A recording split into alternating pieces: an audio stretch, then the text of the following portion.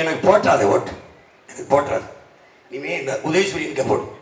ஸ்டாலின் ஆட்சி தொடரட்டும், நாடு சுடுகாடு ஆகட்டும் போடு. இப்போ 2 வயசு பிள்ளை தாண்டா கற்பிடிச்சிருக்கேன். இனி அந்த வயிற்றுலேருந்து வெளியில் வந்தவொடனே கற்பிடிச்சு கொள்வேன்.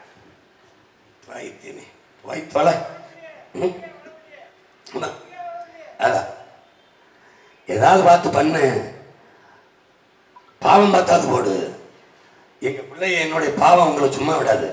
15 வருஷமாக ஒருத்தன் கத்துறேன், என்னன்னு கவனிக்கிறது இல்லை. யார் சொல்கிற கருத்து சரியா இருக்குன்னு பார்க்கறது இல்லை. எவன்கிட்ட நாடு இருந்தால் பத்திரமா இருக்கணும், எவன் நாட்டையும் மக்களையும் பேரன்பு கொண்டு காதலிக்கிறான்னு கூட தெரியாமல் நம்ம நல்லா அந்த பிள்ளைய உயிராக காதலிப்போம். அது நம்மளை திரும்பி கூட பார்க்காது. பான்பரக்கா போட்டு கஞ்சாவை போட்டு பீடா போட்டு சுற்றிட்டு இருப்பான். அவனை போய் காதலிச்சு கல்யாணம் பண்ணி செத்துப்போம். அந்த மாதிரி தான் நீங்கள் உயிராக நான் கத்திட்டு கிடப்பேன், என்னை பார்க்கறதில்ல. 1000 ரூபா கொடுத்தாலே அவனுக்கு ஓட்டை போட்டு எங்களை ரோட்டில் போட்டு விட்டுருவோம். வைத்தியங்க நீங்கள் இங்கே பாரு, எங்களை அப்படி முச்சந்தில் நின்று கத்த விட்ட பாவம் இருக்குல்ல, உங்களை சும்மா விடாது. அதில் ஏன் பாவம் ஈரப்பழம் வலிக்க வலிக்க கத்துறேன் பாரு, உன்னை சும்மா விடாது. தயவு செய்து எதையாவது பண்ணி தொலை. இந்த தேர்தலையாவது ஒரு மாறுதலுக்கான தேர்தலாக பாரு. அது ரெட்டலை, அது சூரியன் கூட்டமாக இருக்கும். கூட்டணி கூட்டணி தனியாக நின்று என்ன இந்த கூட்டத்தில் நிற்கிறதுக்கு எதுக்கடா வீரம்?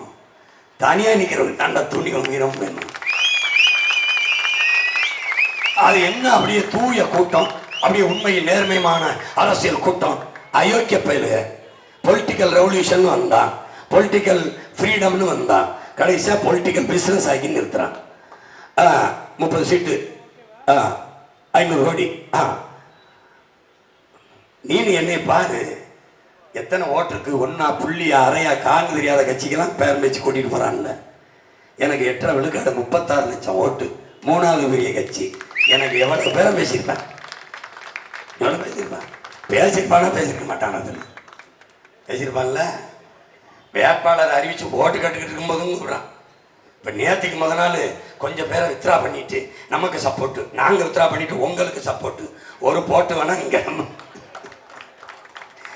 ஐயோ அம்மா, இது ஒரு கூட்டம்.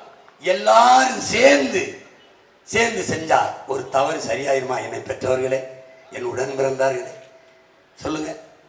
புத்தன் சொல்றான், 10 லட்சம் பேர் சேர்ந்து ஒரு உண்மையை பொய்ன்னு சொன்னாலும் அந்த உண்மை பொய்யாயிராது, ஒரு பொய்யை உண்மைன்னு சொன்னாலும் அந்த பொய் உண்மையாகாதரா.